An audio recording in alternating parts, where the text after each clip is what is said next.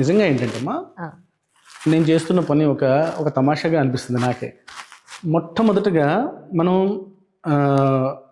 ఒక వ్యక్తి సమూహంగా, ఒక సమాజంగా మనం ఒక క్లారిటీగా ఉండాలి. అసలు మన బాధ్యతలు ఏమిటి అని మనం ఆలోచించుకోవాలి.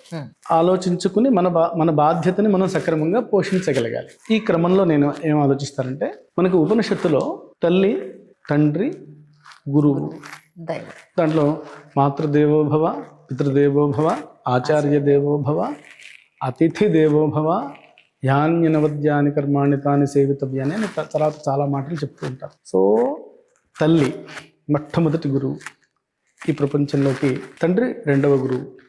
ఈ ప్రపంచాన్ని ఇంకా కొంచెం విశాలంగా పరిచయం చేస్తాయి. కానీ చిట్ట చివరి గురువు సమాజం లేదా గురువుల సమూహం. అందుకని గురుభ్యో నమః అంటూ ఉంటాం. ఎంతోమంది గురువులు.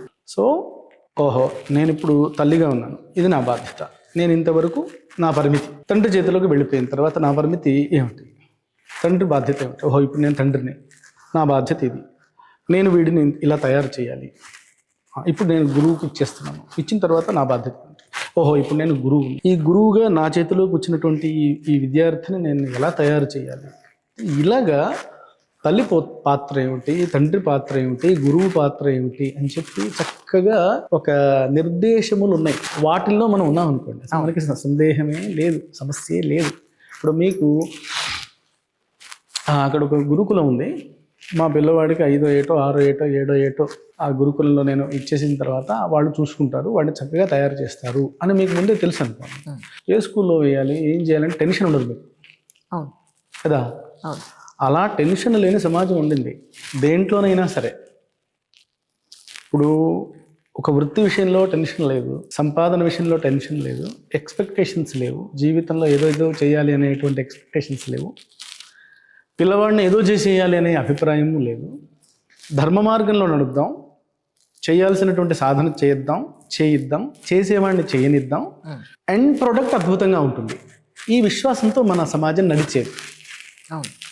అలా నడిచే సమాజంలో ఆ సిస్టమ్ మొత్తం ఒక్కసారిగా అలా కదిలిపోయింది. దానికి కారణాలు భిన్నం, అనేక కారణాలు.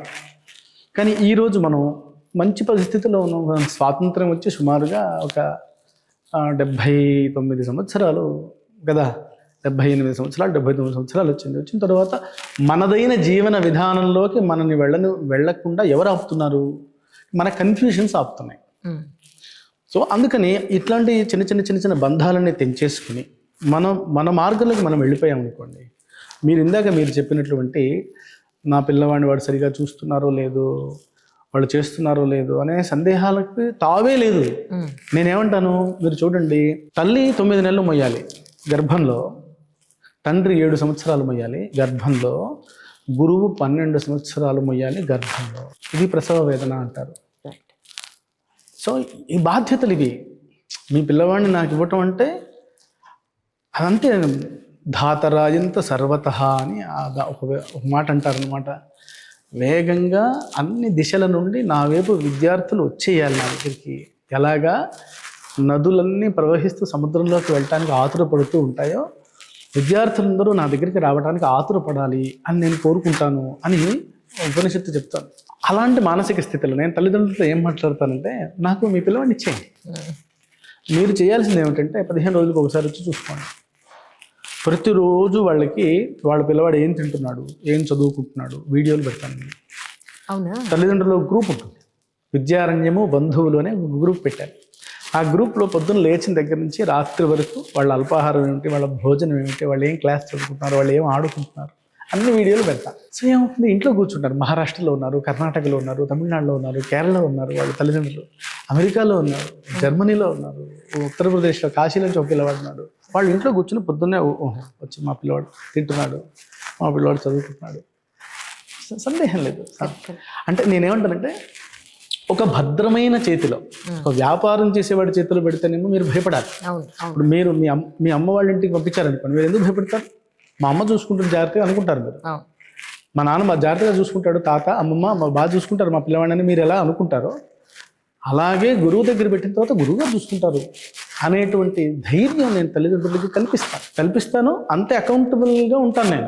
నేనేమంటాను, ఫీజు ఇవ్వట్లేదు కదా అంటే నేనంటాను మీ పిల్లవాడి కన్నా పెద్ద ఫీజు ఏముంటుంది నాకు? మీ దగ్గర ఉన్న సంపదలో మీ పిల్లవాడి కన్నా పెద్ద సంపద ఏముంది మీ దగ్గర? అవును, నాకు అదే ఇచ్చేశారు కదా, ఇంకా పెద్ద ఫీజు ఇచ్చేసినట్లే కదా. ఇది నా ధారణ. నేనేమంటాను, ఇది నా రెస్పాన్సిబిలిటీ. నన్ను మీరు తల్లిగా మీరు కనాలి, మీ బాధ్యత పూర్తయింది. తండ్రిగా కొంచెం పెంచాలి, తండ్రి బాధ్యత పూర్తయింది. ఇప్పుడు గురువుగా నేను వాడిని తయారు చేయాలి. ఈ సమాజానికి తగ్గట్లుగా వాడిలో ఉన్న దివ్య చైతన్యాన్ని జాగృతం చేసి సమాజానికి సమర్పణ చేయాలి. ఇది నా బాధ్యత. మీ బాధ్యత మీరు చేశారు, బాగుంది కదా, నా బాధ్యత నన్ను చేయనియాలి కదా అన్నప్పుడు తల్లిదండ్రులకు ఎంత ధైర్యం వస్తుంది. అవును, అలాగా ఆ తల్లిదండ్రులు అలా మాట్లాడతాను కాబట్టి ఆ తల్లిదండ్రులు ఇచ్చేస్తారు పిల్లల్ని, చాలా సంతోషంగా ఇస్తారు. అండ్ ఇంత బాగుందండి, నేను కూడా పనిచేస్తాను అని చెప్పి తల్లిదండ్రులు వాళ్ళ సమయాన్ని ఇచ్చి పనిచేస్తుంటారు ఈ విద్యారణ్య భావాన్ని సమాజానికి తెలియచేయటానికి. ఇక్కడ అద్భుతమైన పాయింట్ ఏంటంటేనండి, ఏదైతే పౌరోహిత్యం విద్య మీరు నేర్పిస్తున్నారో దీంతో పాటు మామూలు చదువు కూడా నేర్పిస్తున్నారు. దాని జీవితానికి కావాల్సిన అదర్ ఎలిమెంట్స్ కూడా వాళ్ళకి నేర్పిస్తున్నారు.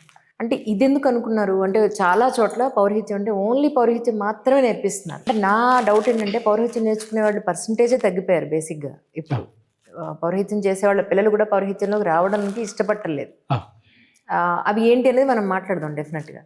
సో అయితే ఇప్పుడు మీరు జనరల్ ఎడ్యుకేషన్తో పాటు ఇంకా ఏమేం చేస్తున్నారు, ఇది కూడా పెట్టాలని మీరు ఎందుకు అనుకున్నారు? ఇప్పుడు ఒకటేమో మన అంటే వేదం అనేది పౌరోహిత్యానికి సంబంధించింది అంటే ఒక ప్రొఫెషనల్ కోర్స్ అనే ఒక అభిప్రాయం సమాజంలో ఉంది కదా. అవును, అది ప్రొఫెషనల్ కోర్స్ కాదు.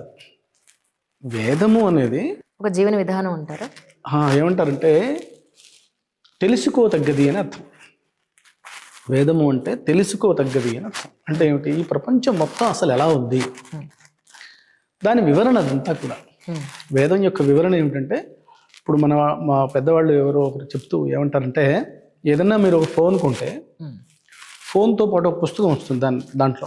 ఆ పుస్తకం చెప్తుంది అది ఎలా ఉంటుంది, అది ఎలా తయారు చేశారు, దాన్ని వాడికి ఎలా వాడుకోవాలి. అలాగే సృష్టి చేసినప్పుడు ఆ సృష్టిని వ్యాఖ్యానం చేస్తూ వచ్చిన పుస్తకమే వేదం.